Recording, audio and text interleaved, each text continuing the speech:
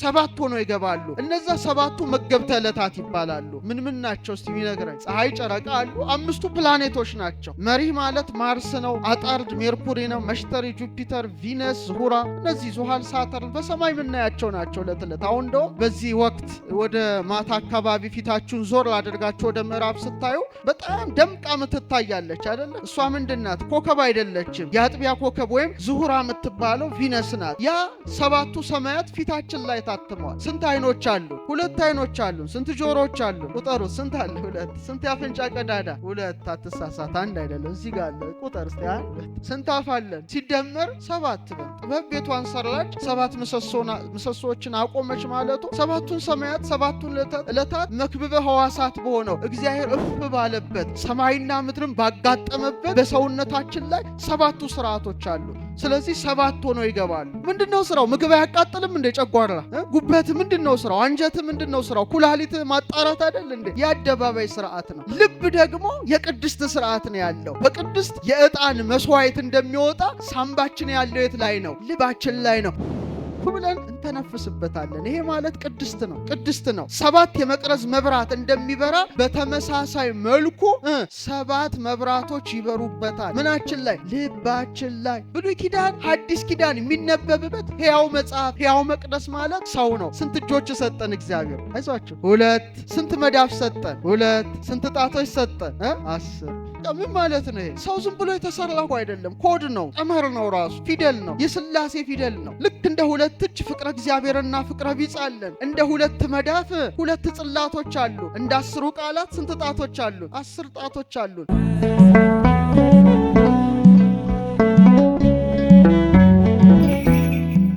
በስመ አብ ወወልድ ወመንፈስ ቅዱስ አሃዱ አምላክ። ዛሬ እንግዲህ ታላቅ በዓል ነው። ከቅድስት ድንግል ማርያም ከ33ቱ በዓላቷ መካከል ዛሬ ልጇ ወልደ እግዚአብሔር ክርስቶስ በፊልጵስዩስ በእናቱ ስም ለመጀመሪያ ጊዜ ሕንፃ ቤተ ክርስቲያንን ያከበረበት የቀደሰበት ታላቅ በዓል ነውና ዛሬ በመላዋ ኦርቶዶክሳዊት ተዋሕዶ ቤተ ክርስቲያናችን ይህ ምስጢር የሚነገርበት በመሆኑ ዛሬም ትምህርቴን በዚህ ላይ ያደርጋለሁ። የምስጢር ባለቤት እግዚአብሔር አምላካችን ምስጢሩን ጥበቡ እንዲገልጥልን ቅዱስ ፈቃድ ይሁንልን። የምነሳበትም ታላቁ አባት ዳዊት የተናገረው በመዝሙር 77 በቅንፍ 78 ቁጥር 69 ላይ ያለውን ኃይለ ቃል መነሻ በማድረግ ይሆናል። የምስጢር ባለቤት እግዚአብሔር አምላካችን ምስጢሩን ጥበቡን ለሁላችን የሚግለጥልን። እስቲ አብረን እንበል። መቅደሱን በሉ እስቲ። በአርያም ሰራ በምድር ውስጥም ለዘላለም መሰረታት። ይህን ያለው ነቢየ እግዚአብሔር ዳዊት ነው። ሐነጸ መቅደሶ በአርያም፣ እግዚአብሔር አምላክ አለ አስቀድሞ መመስገኛው መቅደሱን በሰማይ ላይ ሰራ ካለ በኋላ ወሳረራ ውስተ ምድር ዘለዓለም፣ በምድር ውስጥም ለዘላለም መሰረታት ይላል። ስለዚህ መቅደስን አስቀድሞ የሰራው ቤት ነው፣ በአርያም ነው። የዛችን ኮፒ ደግሞ ምድር ላይ አኑሯልና አስቀድሞ የላይኛውን መቅደስ፣ ሁለተኛ በምድር ላይ ያለውን መቅደስ፣ ሶስተኛ ደግሞ እኔና እናንተም የእግዚአብሔር መቅደሶች ነንና ሶስቱን ምስጢር በማስተባበር በተለይ በፊልጵስዩስ ላይ ከተከናወነው ጋራ እያነጻጸርን እንማራለን። እግዚአብሔር አምላካችን ምስጢሩን ጥበቡን ለሁላችን የሚግለጥልን። እስቲ መቅደሱን በሉ እስቲ። በአርያም ሰራ። እቺ የመጀመሪያዊቱ መቅደስ ጽርሐ አርያም ትባላለች። እግዚአብሔር አምላክ በዕለተ እሑድ ሰባቱን ሰማያትን ፈጥሯል። ሰባቱን ሰማያት ሲፈጥራቸው ከእሳት ዋዕዩን ሙቀቱን ትቶ በብርሃኑ ነው የፈጠራቸው። ከብርሃን ደግሞ ብርሃንን አውጥቶ አጥርቶ ጽርሐ አርያም የተባለችውን ሰማይ ፈጥሯል። ቀጥሎ መንበረ መንግስት ወይም መንበረ ጸባዖት ወይም መንበረ ስብሐት ወይም መንበረ ብርሃን የምትባል ሰማይ አለች። ግን ሰማየ ሰማያት ተብላ የምትጠቀሰው ጽርሐ አርያም ትባላለች። በዚህ ጽርሐ አርያም ውስጥ እግዚአብሔር አምላክ 5 ስርዓቶችን ሰርቷል። ስንት ስርዓቶችን?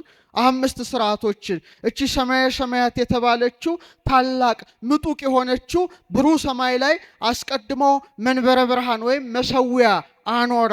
ከዙፋኑ ፊት ለፊት ነው። ሁለተኛ ታቦት ዘዶር የተባለች የብርሃን ታቦትን በውስጡ አኖረ። ሶስተኛ መንጦላዕተ ብርሃን 7 የእሳት መጋረጃ ዙሪያዋን እንድትከበብ አደረገ። አራተኛ ኪሩቤልና ሱራፌልን አምጥቶ ጸወርተ መንበር ናቸውና ዙፋኑን እንዲሸከሙ አደረገ።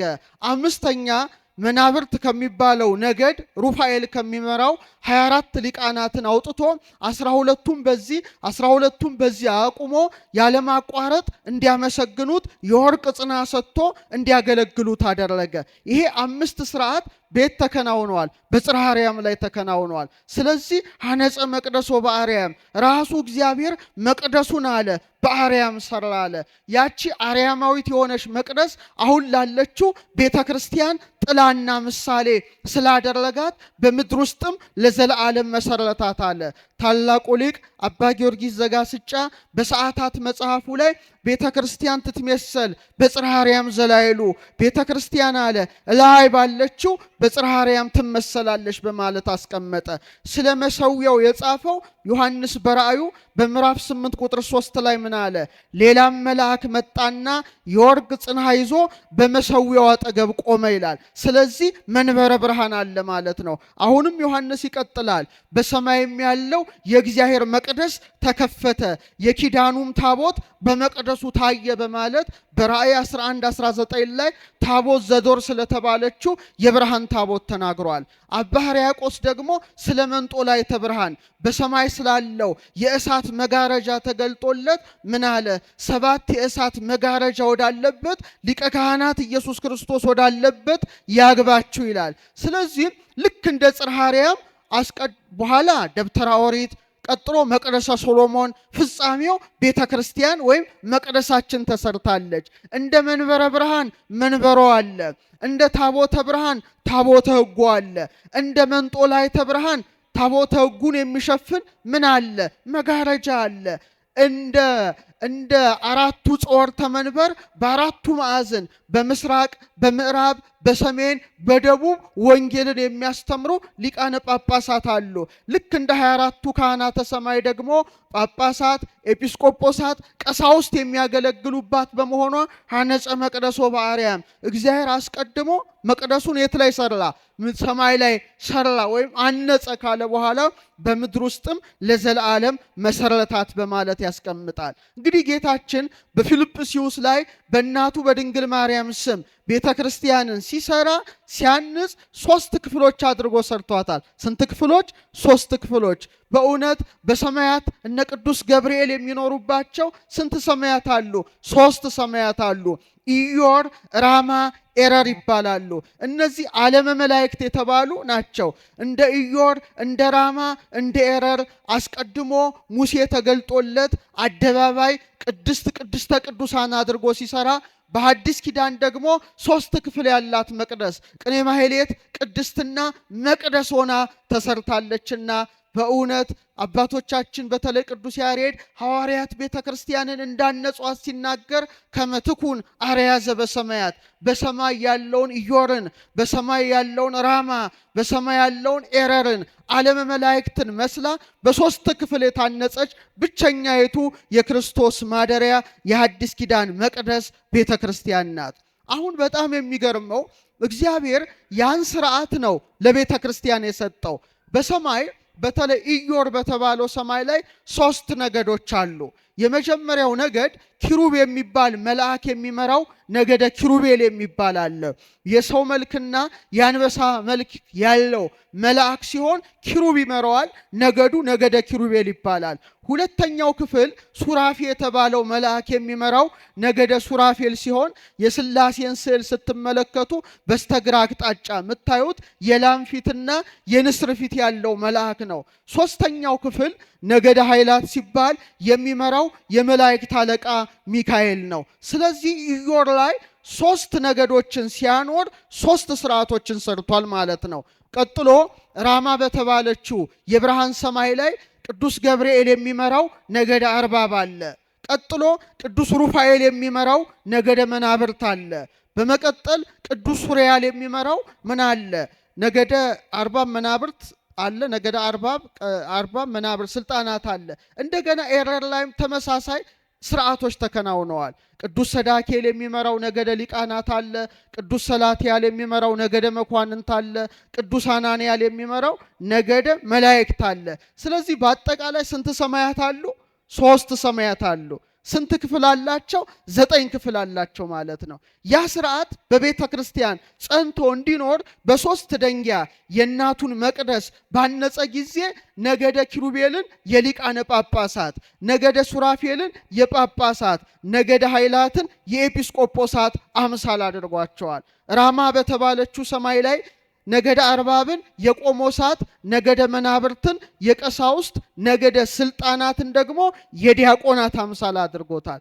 ኤረር ላይ ያሉትን ነገደ ሊቃናትን የንፍቀ ዲያቆናት ምሳሌ አድርጓል። ነገደ መኳንንት ደግሞ አናጉንስጢሳውያን የአንባቢያን አምሳል አድርጓል።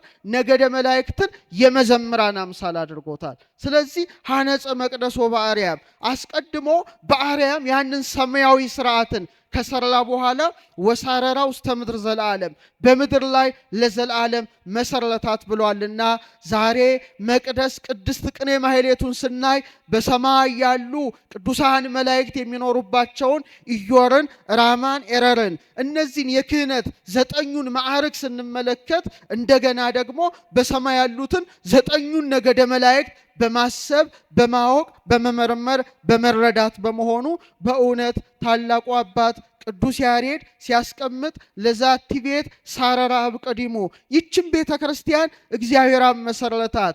ለዛቲ ቤት ሐነጻ ወልድ ማናነጻት? እግዚአብሔር ወልድ አነጻት። ወፈጸማ መንፈስ ቅዱስ ማን ፈጸማት? መንፈስ ቅዱስ ፈጸማት ብሎ አስተምሯል። ስለዚህ ነቢየ እግዚአብሔር ዳዊት አስቀድሞ ስለ አርያማዊት መቅደስ ቀጥሎ ደግሞ ስለ ቤተ ክርስቲያን መንፈስ ቅዱስ ገልጾለት ተናግሯል። ይህ ብቻ አይደለም። ቤተ ክርስቲያን ዛሬ የኢየሩሳሌም ሰማያዊትም ምሳሌ አድርጓታል። ኢየሩሳሌም ሰማያዊት የምትባለው አራተኛይቱ ሰማይ ሐዋርያው ቅዱስ ጳውሎስ አምልቶና አስፍቶ በገላትያ 4:26 ዕብራውያን 12:12 ላይ የተናገረላት ናት። እቺ ስራዋ በእውነት እንደ ቤተ መቅደስ 4 ማዕዘን ናት። እግዚአብሔር አምላክ 12 የብርሃን ምሰሶ ተክሎባታል። የብርሃን ክዳን ከፍክፎባታል። እጅግ ያማረች ናት። ታቦት ዘዶር የተባለች የብርሃን ታቦት በውስጧ ተቀምጣለች። እቹም የማን ምሳሌ ናት? የአማናዊት ታቦት የእግዝእትነ ማርያም ምሳሌ ናት። ረድኤቷ በረከቷ ይደርብን። በኢየሩሳሌም ሰማያዊት ወውስቴታ ታቦት ዘዶር ዘያበር በጸዳለ ስሉስ ቅዱስ በስላሴ ጸዳል የምታበራ ስዕለ ስሉስ ቅዱስ የታተመባት ታቦት ዘዶር እንደነበረች በተመሳሳይ መልኩ በምድራዊት ኢየሩሳሌም ደግሞ የአምላክ ታቦት የሆነች ማን ተገኘች? ቅድስተ ቅዱሳን ድንግል ማርያም ተገኘች። ያቺ ኪሩቤል ከበዋታል። እችኛዋ ግን በኪሩቤል ላይ የሚቀመጠውን አምላክ በማህፀኗ በመሸከም በጀርባዋ በማዘል በክንዷ በመታቀፍ ኪሩባዊ ሰረገላ ሆና የተገለጠች በመሆኗ ቤተ ክርስቲያን ዛሬ የኢየሩሳሌም ሰማያዊት ምሳሌ ናት። እዛ ውስጥ 24 ነገሮች አሉ። አንደኛ 12ቱ ነገደ እስራኤል ስም ተጽፎባታል። በመቀጠል ደግሞ የ12ቱ ሐዋርያት ስም ተጽፎባታል። ሲደመር ስንት ይሆናል? 24 ይሆናል። 24 ማለት ምን ማለት ነው? 24ቱ ሰዓታትን ይወክላል። ካህናተ ሰማይም ቁጥራቸው 24 ነው። እያንዳንዱ መልአክ በየሰዓቱ የሚቀርበውን ጸሎት ወደ እግዚአብሔር ፊት ያቀርባል። ዛሬም ቤተ ክርስቲያን ለ24ቱ ሰዓታት ምስጋና ማይቋረጥባት በስብሐተ ነጉም በሰርኩም ምስጋና በሌሊቱም ምስጋና ቅዱስ ቅዱስ ቅዱስ እያሉ የሚያመሰግኑ መላእክትን የመሰሉ በሰማይ መላእክት የወርቅ ጽና ይዘው እንደሚያጥኑ ጽናውን ይዘው ስብሐት ወክብር ለስሉስ ቅዱስ ይደሉ የሚሉ ካህናትን ሾሞባታልና በእውነት እቺ ቤተ ክርስቲያን ሰማያዊት ስርዓት በመያዟ ታላቁ አባት ዳዊት አስቀድሞ ዘምሮላታል። የቤተ ክርስቲያን በረከት ይደርብን። ዛሬ ቤተ ክርስቲያን በዓል ነው። በመቀጠል ቤተ ክርስቲያንን አሁንም የገነት ምሳሌ አድርጓታል። የምን ምሳሌ?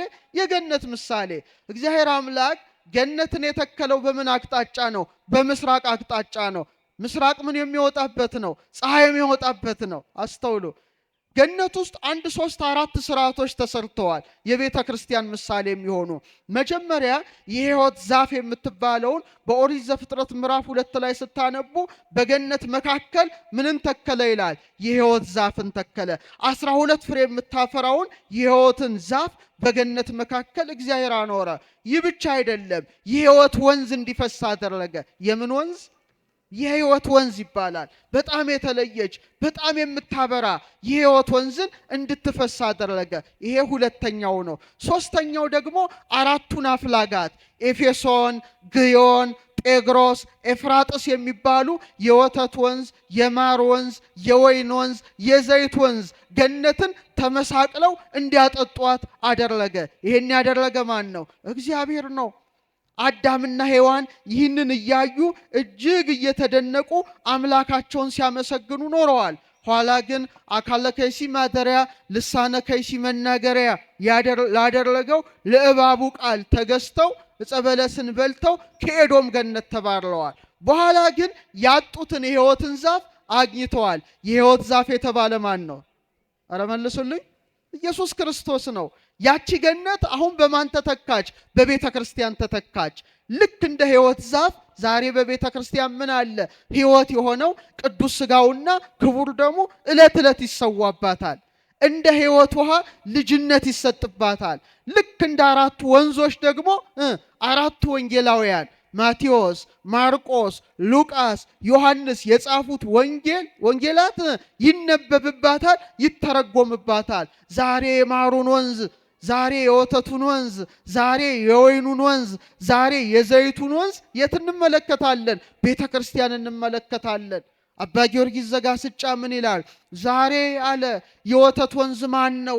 የማር ወንዝ ማን ነው ብሎ ይናገራል። ራሱ ኢየሱስ ክርስቶስ ነው ይላል። እንደ ወተት ወንዝ አድርጎ ወንጌልን፣ እንደ ማር ወንዝ አድርጎ ኦሪትን በነቢያት አድሮ የሰራ፣ እንደ ዘይት ወንዝ ልጅነትን የሰጠ፣ እንደ ወይን ወንዝ ደግሞ ወይነ ደግሞ ዕለት ዕለት እንዲቀዳባት ያደረገ ዛሬ ታላቋ ቤተ ክርስቲያን ተተክታለችና ዛሬ በቅጽረ ቤተ ክርስቲያን ስንሰበሰብ በኤዶም ገነት እጽዋት ስር እንደተቀመጥን አድርገን እናስባለን። ወደ ውስጥ ገብተን የክርስቶስ ሥጋውን ስንበላ ደሙን ስንጠጣ ከኤዶም ገነት የወይኑን ወንዝ እንደምንጠጣ ከዕፀ ሕይወት ፍሬ ቆርጠን እንደምንመገብ እናስባለንና ዛሬ ታላቋ ቤተ ክርስቲያን በእውነት በፊልጵስዩስ ስትመሰረት ገነት በምድር ላይ ተተከለች ማለት ነው። ወሳረራ ውስተ ምድር ዘለዓለም፣ በምድር ላይ ለዘላለም መሰረታት ብሎ ዳዊት እንዳስቀመጠ። ሌላው የቤተ ክርስቲያን አስደናቂ ምሳሌ ጠፈር ነው። እስቲ በሉ ድገሙት እስቲ። ጠፈር ነው። እንግዲህ ስለ ጠፈር ብዙ ነገር ማውራት ይቻላል። ነገር ግን እኛ በምንረዳው ልክ ቀና ብለን ስንመለከት ምን እናያለን? ፀሐይን፣ ሌላስ ጨረቃ፣ ሌላስ ከዋክብት፣ በብዙ ቢሊዮን የሚቆጠሩ ጋላክሲዎችን እንመለከታለን። እንግዲህ ፀሐይ በጣም ከፍተኛዋ ናት። በእውነት ፀሐያችን 3.9 ሲባዛ 10 ርቢ 26 ማለት 26 ዜሮ ጁል ጉልበት በሴኮንድ ታወጣለች። ማለትም 600 ሚሊየን ሃይድሮጅንን ወደ ሂሊየም እንደመለወጥ ማለትም በብዙ ሚሊየን የሚቆጠር ኒውክለር ቦምብ በሉት ሪያክሽን ስታደርግ በሰከንድ እና እግዚአብሔር አምላክ በእውነት ጠብቆን ነው እንጂ ፀሐያችን ለ6 ሴኮንድ የምታወጣው ኃይል ወደ ምድር ቢወርድ የምድር ውቅያኖስን ያተናል። የጥቂት ደቂቃዎች ኃይሏ ደግሞ የምድርን ንጣፍ አብኑኖ ያጠፋዋል። እና ትልቁ ብርሃን ምንድን ነው? ፀሐይ። በመቀጠል ጨረቃ፣ ቀጥለው ምን አሉ? ከዋክብት አሉ። እና ጠፈራዊ ስርዓት ወይም የጠፈር ስርዓት ነው በቤተ ክርስቲያን የሚከናወነው። ዛሬ ሰማይን ለመመርመር ሰማይን ለማየት ቤተ ክርስቲያንን መመልከት ብቻ ይበቃል። እንደ ጠፈር ሆና ተሰርታለች። አሁን የቤተ ክርስቲያን ፀሐይ ማን ይመስላችኋል? በሰማይ ላይ ምን አለ? ፀሐይ አለ፣ ጨረቃ አለች፣ ከዋክብት ይገኛሉ። የቤተ ክርስቲያን ፀሐይ ማን ነው? ኢየሱስ ክርስቶስ ነው። ኢየሱስ ክርስቶስ ነው። ጨረቃ ብርሃንን ከምንድን ነው የምታገኘው? ከፀሐይ እንደምታገኝ ዛሬ እንደ ጨረቃ ሆነው ቀሳውስት ተሹመዋል ማለት ነው። ምክንያቱም ብርሃኑ ማን ነው? ኢየሱስ ክርስቶስ ነው ፀሐዩ። ሊቀ ካህናቱ ኢየሱስ ክርስቶስ ነው። እሱ የሾመው ሹመት ደግሞ ያ የሐዋርያት ሰንሰለት ዓለም እስኪያልፍ ድረስ ይቀጥላል እና ቀሳውስቱ የቤተ ክርስቲያን ጨረቃ ሲሆኑ ፀሐዩ ማን ነው? ኢየሱስ ክርስቶስ ነው። ጨረቃ ከፀሐይ ከተለየች ብርሃን አልባ ናት። ቀሳውስትም ከኢየሱስ ክርስቶስ ከተለዩ ባዶዎች ናቸው ማለት ነው። ኃይል የላቸውም፣ ጽን የላቸውም። ስለዚህ ኃይሉ ማን ነው? ኢየሱስ ክርስቶስ ነው። ለዚህ ነው መምህሬ ኢየሱስ ክርስቶስ ይላል ካህኑ ዕለት ዕለት በቅዳሴ ላይ። ስለዚህ የቤተ ክርስቲያን ፀሐይ ኢየሱስ ክርስቶስ ሲሆን ጨረቃ ደግሞ ማን ናቸው? ቀሳውስቱ ካህናቱ ሲሆኑ ዲያቆናት ደግሞ በከዋክብት አምሳል ተገልጠዋል። ስለዚህ ያ ስርዓት ሰማያዊ ስርዓት ነው። ለዚህ ነው ያሁኑን ያድርገውና በጥንት ቅዳሴ ሲቀደስ 12 ልዑካን ሆነው ይቀድሳሉ ወይም 7 ሆነው ይገባሉ። 5 በጣም የቅርብ ዓመታት ነው፣ ቅርብ የነገስታቱ ጊዜ ነው። በጥንት ግን በቤተ ክርስቲያን ስርዓት 12 ሆነው ይገባሉ ወይ 7 ሆነው ይቀድሳሉ። ምክንያቱም እግዚአብሔር አምላክ ስርዓቱን ሲሰራ ፍጹም ስርዓት ነው። እግዚአብሔር ብዙን 12 አድርጓል። ለምሳሌ የሕይወት ዛፍ የምታፈራው ፍሬ ስንት ነው? 12 ነው። ጌታም በ12 ዓመቱ በቤተ መቅደስ ተገኝቶ ሊቃውንቱን ሲጠይቅ ነበረ። የኢየሩሳሌም ሰማያዊት መሰረቶች ሁሉ 12 ነው። በተለይ ራእይ 21 ላይ ማንበብ እንችላለን። በጣም የሚገርመው ስለ 12 ስናነሳ ስንት ወራት አሉ? 12 ወራት አሉ አይደለ? ስንት ሐዋርያትን መረጠ? አረ ንገሩኝ። 12 ሐዋርያትን። ፀሐይ እሱ ነው። 12 ሐዋርያትን መርጧል። ምክንያቱም ፀሐይ በጣም ብዙ ምስጢር ይይዛል። ለምሳሌ ዳዊት በመዝሙር 18 ላይ ሰማያት ይነግራ ስብሐተ እግዚአብሔር፣ ሰማያት አለ የእግዚአብሔርን ጌትነት ይናገራሉ፣ ጠፈርም የእጁን ስራ ያወራል ይላል። የማንን ስራ? የእግዚአብሔርን ስራ ያወራል። አሁን ቀና ብለን ስንመለከት ፀሐይ አለ። በጣም አስተውሉ። ፀሐይን የሚከተሉ ወይም ኤክሊፕቲክ ይባላል። ፍኖተ ፀሐይ ማለት ፀሐይ የምትሄድበት መንገድ አለ። በዛ መስመር የማይለቁ 12 መገብት አውራ አሉ። ዞዲያክ ይባላሉ ወይም በመጽሐፍ ቅዱስ ማዛሮት ይላቸዋል። በመጽሐፈ ኢዮብ ላይ ቁጥራቸው ስንት ነው? 12 ነው። እንዳትረሱ። ስንት ነው? ድገሙ። ስንት ነው? እንደገና ደግሞ 4 ሊቃነ ከዋክብት ሄኖክ የጠቀሳቸው እነ ህልመልመሌክ አሉ። ምልኤል፣ ብርኬል፣ ናሬል ቁጥራቸው ስንት ነው? 4 ነው። እነዚህ ከወቅት ጋር የተያዙ ናቸው። በሳይንሱ ሮያል ስታርስ እንላቸዋለን። በአስትሮኖሚው እኔ ባለሁበት ትምህርት ሮያል ስታርስ ይባላሉ። አንታረስ፣ ፎማልሃውት ምናምን ይባላሉ። ማታ ማታ ይታያሉ። በአይን የሚታዩበት ጊዜ አለ። ስንት ነው ቁጥራቸው? 4 ነው። ምንን እንዲከተሉ አደረገ? ፀሐይን። እስቲ በሉ በምን ልክ? በወቅት ልክ። እነዚህ ግን የሚገርሟቸው 12ቱ ደግሞ በጣም መስመሯን ተከትለው እንዲጓዙ አደረገ። ያ ስርዓት የሚታየው ዛሬ ቤተ ክርስቲያን ነው። ጠፈር ላይ ብቻ ይምሰላችሁ። ስርዓቱን ልንገራችሁ። ለምሳሌ ፀሐይ የመጣው ወይም ፀሐይ የተፈጠረው በስንተኛው ቀን ነው? እጣቴን እኮ አሳየኋችሁ። በ4ኛው ቀን ነው። እንዳትሳሳቱ። በስንተኛው ቀን ነው? በ4 ነው። ለምን? ስለ እውነተኛው ፀሐይ ስለ ክርስቶስ መስበክ ስላለበት ነው። ኢየሱስ ክርስቶስም በተመሳሳይ መልኩ የተወለደው በስንተኛው ወር ነው? በ4ኛው ወር ወርሃ ታኅሳስ ነው። ይህ ብቻ አይደለም። ከ4ኛው የያዕቆብ ልጅ ከነገደ ይሁዳ የተመዘዘ ነው። ፀሐይ ጽድቅ ነው። ስለዚህ ምድር ላይ ሲገለጥ ሰው ሲሆን ልክ እንደ 4ቱ ሊቃነ ከዋክብት አድርጎ ስንት ወንጌላውያንን ብቻ መረጠ? 4 ማቴዎስን፣ ማርቆስን፣ ሉቃስና ዮሐንስን። እንደ 12ቱ መገብት አውራ አድርጎ ስንት ሐዋርያት ብቻ መረጠ? ንገሩኝ። 12 አደረገ። በእነዛ አምሳል 12 ሆነው ይቀድሳሉ። እነዚያ ስጋዊ ናቸው። እነዚህ ደግሞ መንፈሳዊ ከዋክብት ሆነው ተሰርተዋል። ለማ? ክርስቶስን በመከተል። ስለዚህ በሥርዓተ ቅዳሴ ወይም በመጽሐፈ ቅዳሴ ወይም በትርጓሜው መጽሐፍ ላይ 12 ሆነው ይገባሉ። ማለትም 12ቱ ሐዋርያትን የሚያንጸባርቁ 12ቱን መናዝል ምሳሌ ሆነው ማለት ነው። ስለዚህ ቤተ ክርስቲያን ጠፈር ናት። እንደገና 7 ሆነው ሊገቡ ይችላሉ። ስንት ሆነው? 7 ሆነው። ለሌዊ ነገዶችም ይሄን 7 ስርዓት ነው ያሳያቸው። 7 ሆነው ይገባሉ። እነዛ 7ቱ መገብተ ዕለታት ይባላሉ። ምን ናቸው እስቲ የሚነግረኝ? ፀሐይ፣ ጨረቃ አሉ። 5ቱ ፕላኔቶች ናቸው። መሪህ ማለት ማርስ ነው።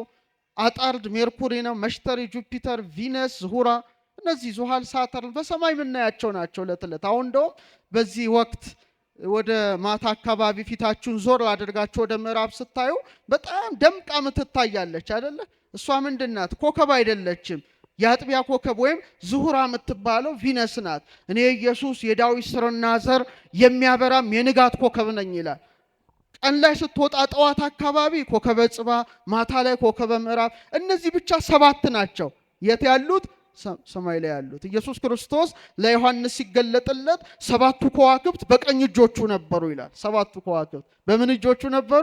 በቀኝ እጆቹ። ልክ በዛ አምሳል ዛሬም ቀሳውስት ቅዳሴ ይገባሉ። ስንት ሆነው? 7 ሆነው። ይሄ ስርዓት ነው፣ ፍጹም ስርዓት ነው። 7 ፍጹም ነው። በኋላ በነገስታቱ ዝቅ ብሎ ወደ 5 ወርዷል። ግን እግዚአብሔር ሰውን ሲፈጥረው 7 ነገርን አስቀምጦበታል። ስንት ሰማያት አሉ? እስቲ ንገሩኝ። ኧረ መልሱ።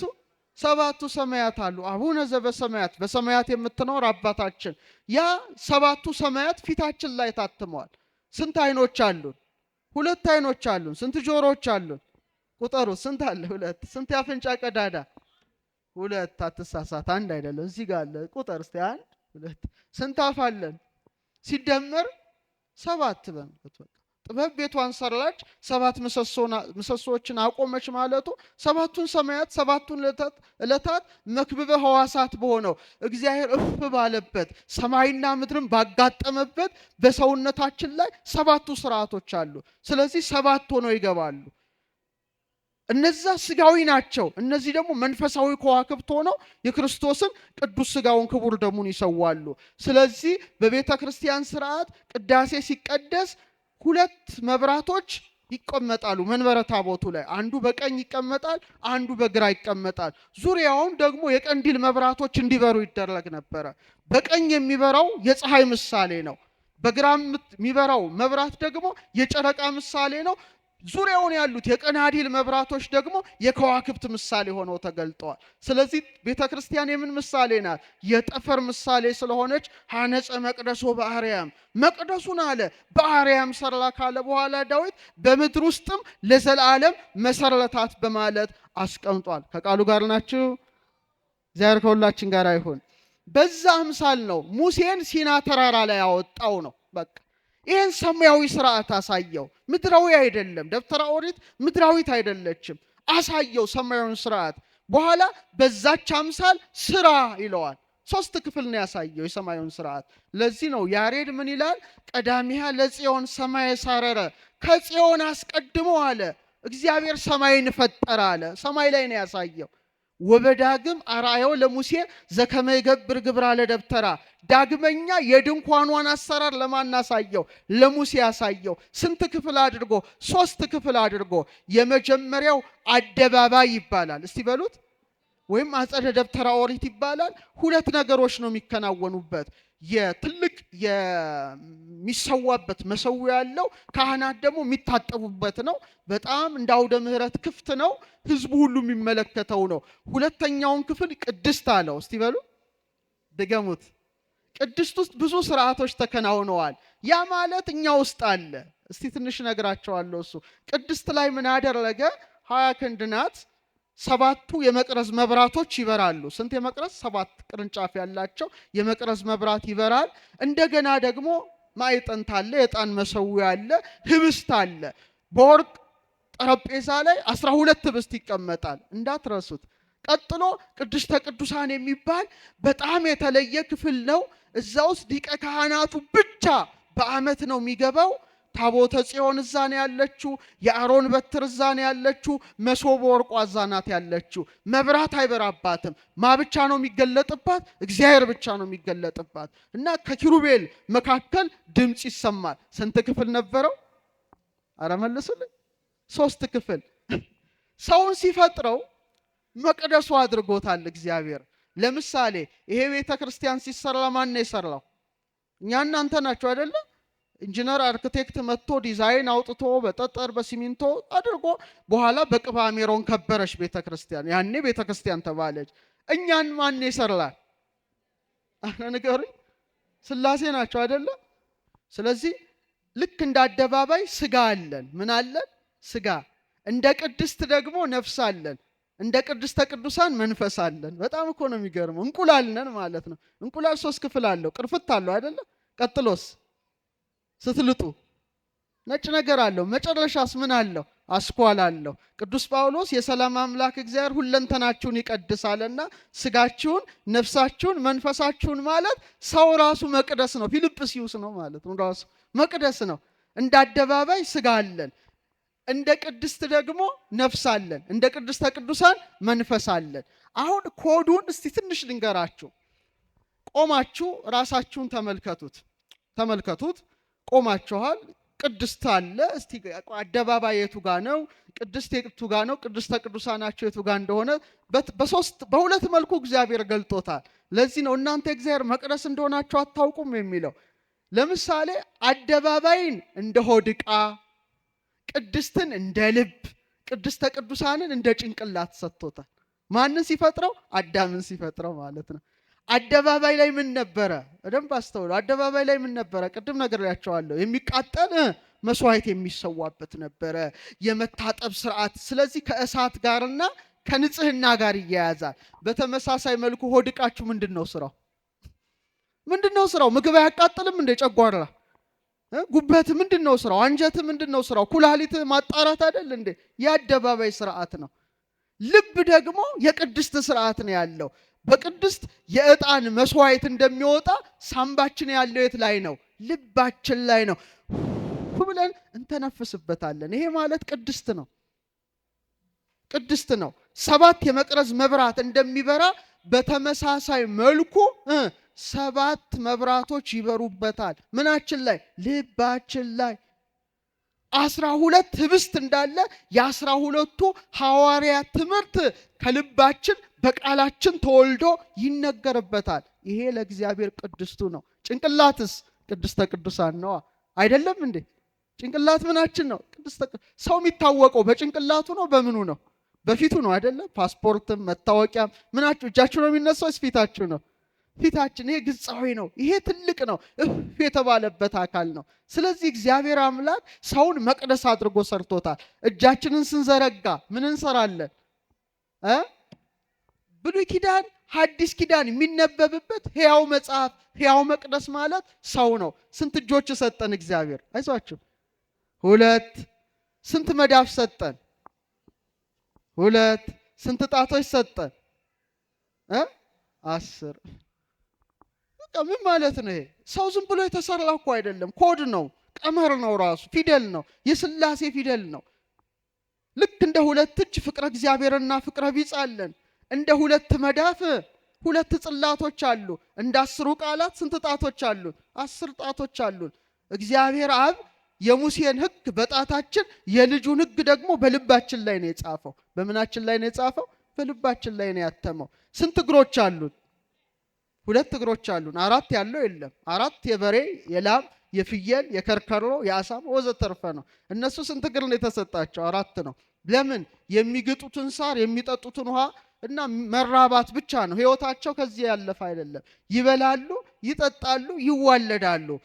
ምድር እያዩ ነው የሚኖሩት። ስንት እግር ስላላቸው? 4። ሰውን ግን እግዚአብሔር ሲፈጥረው መቅደሱ ስለሆነ ስንት እግር ሰጥቶታል?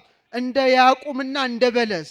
ሰሎሞን መቅደሱን ሲሰራ 2 ምሰሶ ብቻ ነው ያቆመው። ያዕቁምና በለዝ 2 እግር ብቻ። የእግዚአብሔር መቅደስ ስለሆነ 4 አይደለም፣ 2 ብቻ ነው የተሰጠን። ሰማይ ቀና ብለን እናያለን። ለምን? ሰማያዊት ርስት ስላለችን። ፀሐይን እያየን እውነተኛውን ፀሐይ ኢየሱስን እንድናስበው፣ ጨረቃን እያየን ካህናትን እንድናስብ፣ ከዋክብትን አይተን ዲያቆናት መንፈሳዊ ምስጢርን እንድናስብ ስንት እግር ሰጥቶናል? በጣም ጥሩ። መቅደሱ ነን ማለት ነው። ያዕቁም ነን፣ በለዝ ነን ማለት ነው። እግራችን ሁሉ ያዕቁምን በለዝን ሲወክል ቀጥ ብለን እንሄዳለን። ግን ደስ የሚላቸው ዛፍ ምን አለው? ስር አለው። ዛፍ ምን አለው?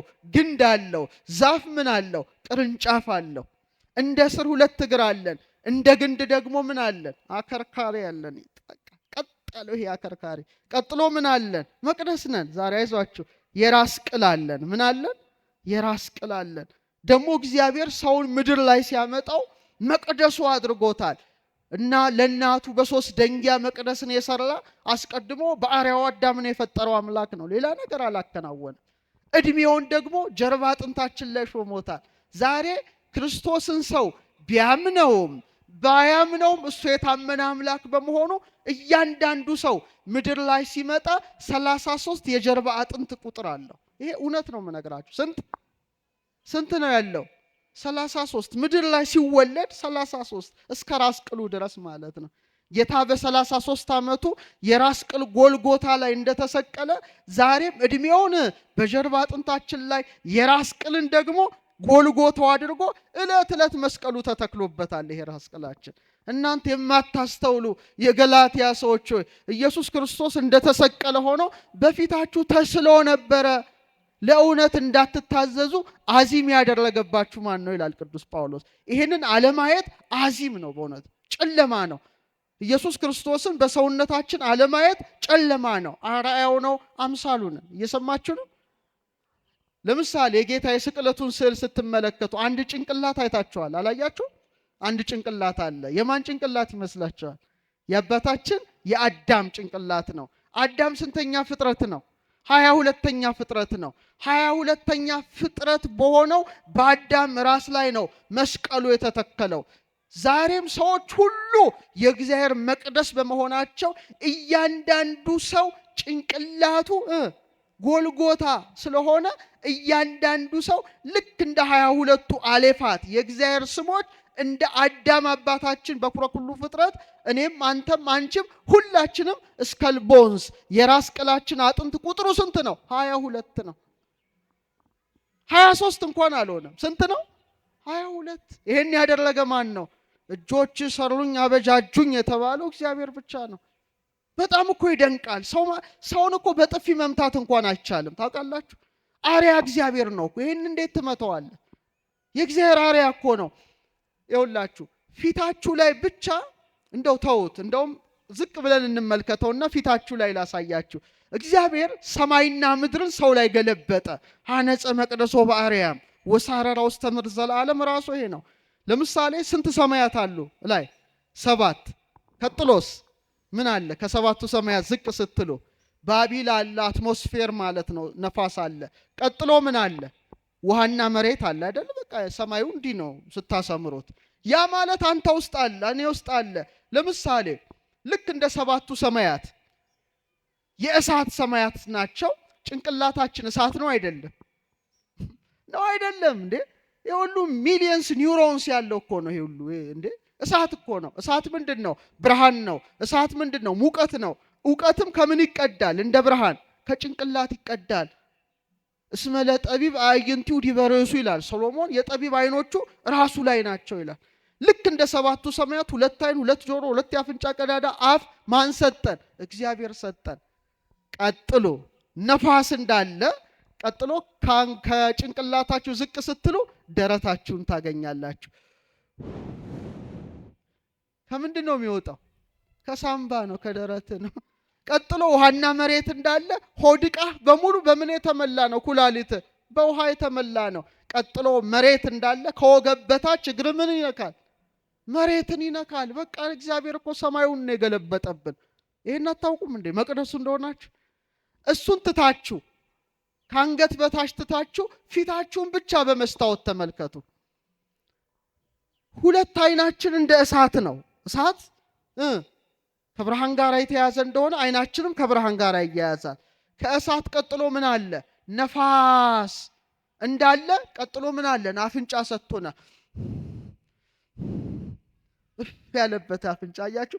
ቀጥሎ ውሃና መሬት እንዳኖረ ጠጣርና ፈሳሽ የሚወስድ ምን አለን? አፍ አለን። ይሄ እግዚአብሔር አርአያ ነው። እንዴት በጥፊ ልትመታው ትችላለህ? አትችልም፣ አይፈቀድልህም። የእግዚአብሔርን ቤት ያፈረሰ እግዚአብሔር ራሱ ያፈርሰዋል፣ ያውም እናንተ ናችሁ ይላል። ስለዚህ ይህን ሁሉ ነገር በዛሬው ትምህርት እንረዳለን እና በእውነት የክብር ባለቤት ጌታችን በእናቱ በቅድስት ድንግል ማርያም ስም ሰኔ 20 ህንፃ ቤተ ክርስቲያን በ3 ደንጊያ አነጸ። ሰኔ 20 በዛሬው ዕለት አከበረ ስንል ይህን ሁሉ እናስባለን እና አንድ ነገር ብነግራችሁ ዛሬ የእመቤታችንን በዓል በመሆኑ ከኛ ከኢትዮጵያውያን ጋር እስቲ ትንሽ ላነጻጽረው። በእውነት ጌታችን በፊልጵስዩስ በ3 ደንጊያ በማን ስም ሰራ መቅደስ? እናቱ ራሱ መቅደሱ ናት አይደለችም? ናት አይደለችም? ጽርሐ ቅዱሳቱ ለወልድ ይላታል። የወልድ የመመስገኛው አዳራሽ ሰማይ ዙፋኔ ነው፣ ምድር የእግሬ መረገጫ ናት። ለኔ ምን አይነት ቤት ትሰራላችሁ አለ ይላል በኢሳይያስ አድሮ። እግዚአብሔር ሰማይ ዙፋኔ ነው አለ። ሰማይ ምን ነው? ምድር የእግሬ ለኔ ምን አይነት ቤት ትሰራላችሁ አለ። እግዚአብሔር በቃ ቤት አጣ። አንዲት ቤት ግን አግኝቷል። እሷ ማን ነበረች? ድንግል እናቱ ነበረች። ሰማይ ዙፋኔ ነው እንዳለ ማኅፀኗን እንደ ዙፋን አድርጎ 9 ወር ከ5 ቀን ተቀመጠ። አልተቀመጠም? ተቀምጧል። ምድር የእግሬ መረገጫ ናት እንዳለ 9 ወር ከ5 ቀን እግሩ ተረግጧታል አልተረገጣትም? ዳግሚት ምድር ናት ማለት ነው።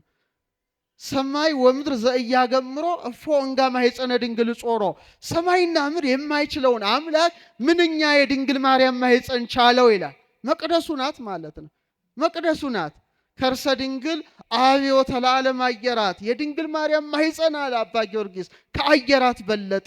ወተሰብሐ እምሱራፌል ወኪሩቤል፣ በኪሩቤል በሱራፌል ዘንድ ተመሰገነ። ከርሰ ድንግል ኮነ ታቦተ ወማኅደረ ለእግዚአብሔር አዶናይ። የድንግል ማርያም ማኅፀን መቅደስ ስለሆነ ለማን ማደሪያ ሆነ? አዶናይ ለተባለ ለእግዚአብሔር ማደሪያው እንደሆነ በእውነት በእውነት ማደሪያው በሆነችው በድንግል ማርያም ስም ልጇ ክርስቶስ ዛሬ ቅዳሴ ቤቱን አከናወነ። አመስግኑት በእውነት ሐዋርያትን ሰብስቦ እና የጌታን አብነት አድርገው ኢትዮጵያውያኑ ኦርቶዶክሳውያኑ መቅደስን ሲሰሩ በድንግል ማርያም ስም ነው የጀመሩት። ጌታ በእናቱ ስም በፊልጵስዩስ እንደሰራ የመጀመሪያው የሐዲስ ኪዳኗ ቤተ ክርስቲያን ኢትዮጵያ ላይ ስትታነጽ በ330 ዓመተ ምህረት አብርሃና አጽብሃ የተባሉ ኢትዮጵያውያን ቅዱሳን ክቡራን ነገስታት በማን ስም ነው የሰሩት? አክሱም ጽዮን ላይ በድንግል ማርያም ስም ነው። ደስ ይበላችሁ። ጌታ ነው መስሎ ማለት ድንግል 12 ክፍል ያላት ያውም 12 ክፍል ናት። 12 ክፍል ያላት መቅደስ ነው የሰሩት እና ሲሰሩ በወርቅ ነው የሰሩት። እንደ ዛሬው በጠጠር በሲሚንቶ አይደለም፣ በእንቁ ነው የሰሩት። ድንግል ማርያም ምንድናት? እንቁ ናት አይደለችም? ወርቅ ናት አይደለችም? ማርያም እሰ ተሐቱም ትካት ውስተ ከርሱ ለአዳም ከመባህሪ ጻዳ። ማርያም ግን ከጥንት ጀምሮ በአዳም ባህሪ ውስጥ እንደ ነጭ ዕንቁ ታበራለች እንዳለ ድንግል ማርያም ዕንቁ ስለሆነች በዕንቁ፣ ድንግል ማርያም ወርቅ ስለሆነች በወርቅ ሰርተዋት ነበረ የመጀመሪያውን መቅደስ። ቀጥሎ ደግሞ ቅዱስ ያሬድ በነበረበት ሰዓትም ታላቁ አባት አቡነ አረጋዊ ደብረ ዳሞ ላይ በማን ስም ነው የሰሩት? በወላዲተ አምላክ በድንግል ማርያም ስም።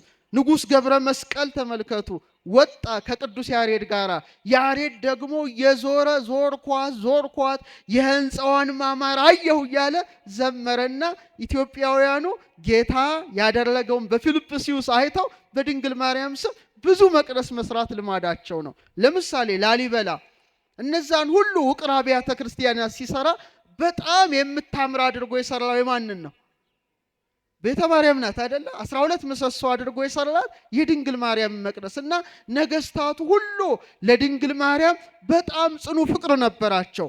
እና አፄ ዳዊት እና አፄ ዘርዓ ያዕቆብ የቅድስት ድንግል ማርያምን ተአምር እንኳን ቅድም የሰማነውን ሲያጽፉ ከቀለሙ ጋር እንባቸው ይደባለቅ ነበረ። ምናቸው? እንባቸውን ጠብ ያደርጉ ነበር ይላል ታሪካቸው እኮ ነው። እመቤታችን በወርቅ ቀለም ስማቸው እንድታጽፍላቸው በመማፀን እንባቸው ከቀለሙ ጋር እንዲዋሃድ ያደርጉ ነበረ። ግብፅ እንኳን ድንግል ማርያም የምትገለጥበት ደብረ ምጥማቅ እንኳን ቢፈርስ እኮ ነው መቅደሷ ቢፈርስ በንጉሥ ባርሳባይ አቡነ ዮሐንስ 11ኛ ለአፄ ዘርዓ ያዕቆብ መልእክት ላኩ። ድንግል ማርያም የምትገለጥበት መቅደሳችን ፈረሰ፣ ባክ መታሰቢያዋ እንዳይቀር ብለው ሲሉ ተጉለት ሰሜን ሸዋ ላይ ደብረ ምጥማቅ አሁን ጻድቃኔ ማርያም የምትባለውን የሰሩ አፄ ዘርዓ ያዕቆብ ነበረ። የሰማችሁኝ ነው? ምን ያህል የፊልጵስዩስ ታሪክ ሀገራችንም አለ። እነ እቴጌ ምንትዋብ ሴቶቹንስ ብንጠቅስ ቁስቋምን ሲያሰሩ የስደቷ መታሰቢያ ጎንደር ላይ 1000 ሰራተኛ አምጥተው ስንት ሺህ? 1000 በምህንድስና የታወቁ በጥረብ የታወቁ ሲሰሩ እመቤታችን ደርቡሻን ያቃጠለውን ማለት ነው። እመቤታችን በእጅጉ ንጽሕት ስለሆነች እመቤታችን ነውር ነቀፋ ስለሌለባት በእሷ ስም የሚሰራው ቤተ መቅደስም እንከን የለሽ እንዲሆን ብለው 500 ሲገነባ 500 ደግሞ ቁጭ ብሎ ስተት ይፈልግ ነበረ። ምን ይፈልግ ነበረ? ስተት እንከን እንዳይገኝበት። ተውት፣ እንደው የቅርቡን እንኳን እናምጣ እስቲ። ንጉሠ ነገሥት አፄ ምኒልክ እንጦጦ ማርያምን ከእቴጌ ጣይቱ ጋር ሆነው ሲያሰሩ ጸሐፌ ትእዛዝ ገብረ ሥላሴ የዳግማዊ ምኒልክ ታሪክን በጻፉት መጽሐፋቸው ላይ ብታነቡ 5316 ሰንጋዎች ነው የጣሉት ለቅዳሴ ቤቷ። ስንት አይዟችሁ? ስንት? 5 ነው ያልኩት? 500 ነው? 5000? ጸሐፌ ትእዛዝ ገብረ ሥላሴ ናቸው። የታሪክ እማኝ እዛው ነው። 5300 ሰንጋዎች። እግዚኦ እግዚኦ! ምን አይነት ዘመን አልፏል ባካችሁ። ጠጁ ራሱ ይላል በስዊሚንግ ፑል በመዋኛ ገንዳ ተዘጋጅቶ አሳላፊ ቆሞለት ጠጁ ራሱ በገንዳ ነበር ይላል። እንደዚህ እመቤታችን ምን ያህል የምትወዳቸው ነበሩ ማለት። ስንት ሺህ አልኳቸው? ዛሬ 1 ኪሎ ስጋም ብርቅ ሆኖብናል። ተመልከቱ 5000 ሰንጋ። እንደውም ብዙ በልቶ ጠግቦ ዝም ብሎ ተኝቶ ጅብ የበላው ራሱ ብዙ ሰው ነበር በዛ ሰዓት። እና በጣም ይገርማል። እና ኢትዮጵያውያኑ ክርስቶስ እንዳሳያቸው በድንግል ማርያም ስም መቅደስ በማነጽ የታወቁ ናቸው። ጥንት ያንጹ ነበረ፣ አሁንም ያንጻሉ፣ ወደፊትም ያንጻሉ። ድንግል ማርያምም አስራት ሀገሯን ትባርካለች። ወስብሐት ለእግዚአብሔር።